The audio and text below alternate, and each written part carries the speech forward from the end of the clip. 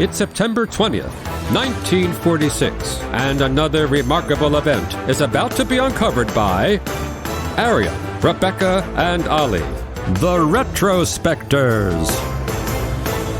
Hello and welcome to the show where seemingly every day we discuss the history of attempts to extend the summer season at various beach resorts.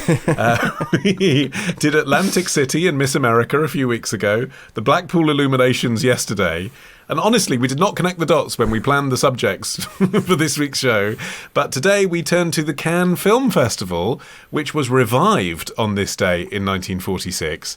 As a way to get tourists to return to the French Riviera, this time obviously 1946, following World War II. I admire in a way that they were so quick off the mark in putting it back on, given that the original festival had intended to make its debut in September 1939, a month and a year that may be familiar to even the most casual of history buffs as the point in time where Hitler sent troops into Poland.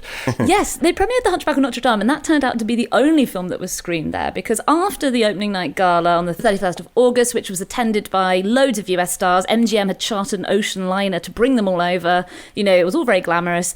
Then, Germany invaded Poland. They said, let's just put very optimistically, let's just put the programme on hold for a few days and see how the situation develops. And then, of course, they had to call it off. Well, the festival itself had sort of come about due to the existence of Hitler over in Germany and Mussolini in Italy, because the Venice Film Festival was the very first annual international film festival, and it had started up in 1932. But by 1938, it had really become this vehicle for just whatever fascist or Nazi propaganda film Mussolini or Hitler decided should win that year. I saw that repeated often across various websites as kind of stated fact, and I was like, yeah, okay, I know that every film that came out in Germany was endorsed by Hitler, but I mean, you know, just how fascist are the films going to be that won prizes? Yeah. Pretty fascist is the answer when you look at what won. Yeah, it's like Leni Riefenstahl's 4-hour epic on why Germany is so great. Which won a joint prize at Venice, by the way, Arion, with a film directed by Vittorio Mussolini, Benito's own son,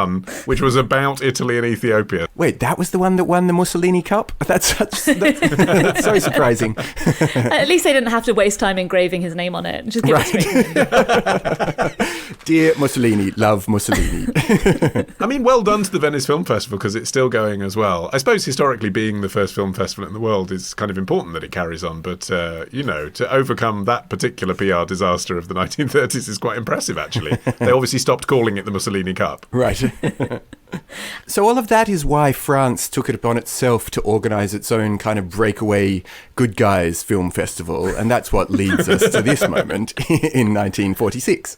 Yeah, they actually got round to relaunching the Cannes Film Festival surprisingly quickly, given that Europe was pretty much almost still smoking. They really went right back into it. There were films from 18 countries. Obviously, certain countries were not invited. And each country also contributed one jury member. And they were able to put a pretty good show on. And they hadn't yet built the dedicated Palais, where they would host future Cannes Film Festivals. So it was held in the city's casino. And the festivities included displays by Senegalese and Moroccan sharpshooters. I'm guessing that was still a bit of a war hangover.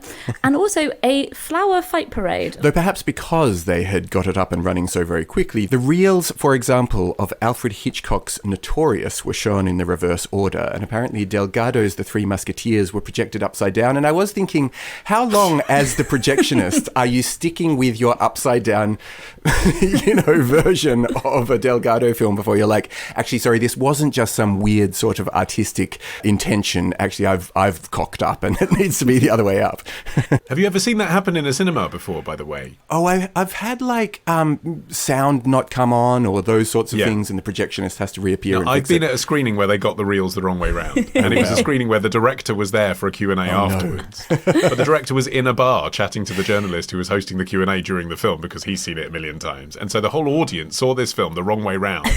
And so when it got to the Q&A, there were about 3 questions being like, I'm really interested how you decided to tell the story in this strange chronology.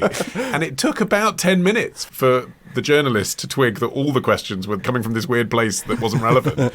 And when it became apparent to the entire audience that the projectionist had ballsed up in this way, there was a real relief of laughter across the room, because the film made absolutely no sense at all. Well, to be fair, if it is a premiere and it's the first time anyone seeing it, including maybe the projectionists, because often the film reels are run to them as the very last thing after they've been finalised and cut to their perfect state, then, no one's seen it. So, maybe it was meant to be an upside-down Musketeers.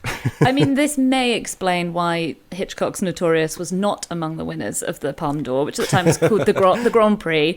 It seems like the vibe of the festival was more about celebrating creativity and the war is over and isn't it nice to do this again, rather than being a kind of a cutthroat contest, because the first prize was split into an 11-way tie. It turns out that the French government may have been a little bit over hasty in organising the festival so soon after the war, because the 1947 edition suffered from some misfortunes, like the tarpaulin covering the roof of the unfinished Palais blew away in a storm. The jury was all made up of French film critics, so it wasn't really an international affair. And then in 1948 and in 1950, the festival had to be cancelled due to budget problems. But it was the 50s and 60s that turned Cannes into this great golden age.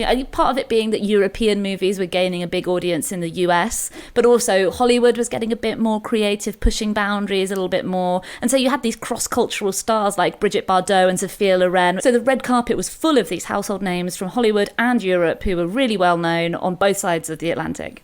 But it was about two things. It was the red carpet, but it was also the fact that it was this glorious beachside location.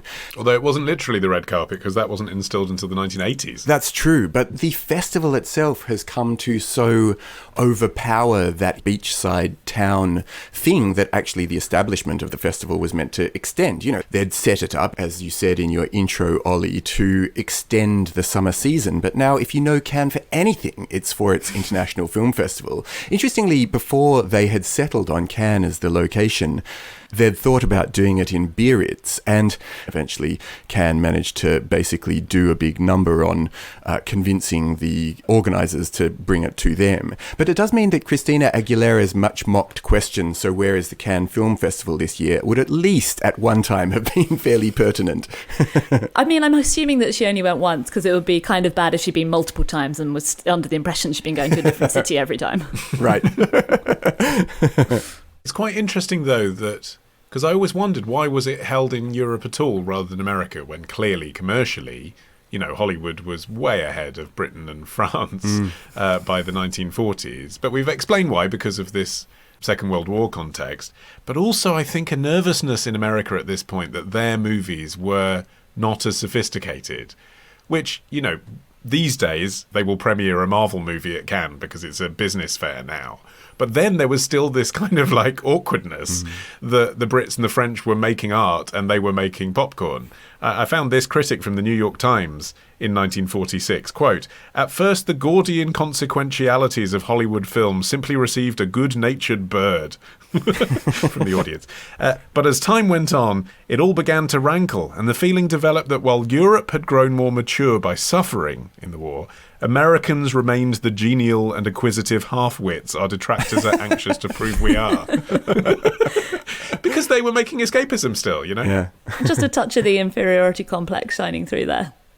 Yeah. Have you heard about the Raoul thing? No. So apparently it's a tradition. This is so Cannes. This sums up the fact that it's the same group of critics that go every year and it's an exclusive club whilst also having this carnival atmosphere, right? So everyone's in their black tie. They're sitting in the Palais, whatever it's called, watching the big movie. And it's now a tradition that when the lights go down after there's a kind of pre-film trailer of the Cannes Film Festival with the logo and some swelling classical music. When the lights go down on that, someone shouts, "Raoul!" And then 10 other people shout back, "Raoul, Raoul!" It's a thing. Why? Who's Raoul? So there are various theories as to how this has come about. One is specifically there was a Spanish film director called Raoul something or other in the 1970s, and his young crew were so excited to be at Cannes that when the lights went down, they all turned round to him in kind of mutual excitement and went, "Raoul, Raoul," like the film's about to start. So it could be that, or it could be that someone went in there with a mate, and when the lights went down, they couldn't find them. Right. "Raoul, where are you? I'm trying to sit next to you." But in any case, it's become a thing since the 70s. Been going for 50 years. This stupid joke, like people clapping when people break plates in Britain. That is a fun running joke that I could totally take into a regular cinema and be happy with. As soon as the lights go down, everyone starts shouting "Raoul." We could do that. We could start that right here. If you're going to the cinema tonight, The lights go down. You'll know if there's another Retrospectors fan in the house if you go, Raoul! Or another Cannes film critic. Yeah, either. Tomorrow.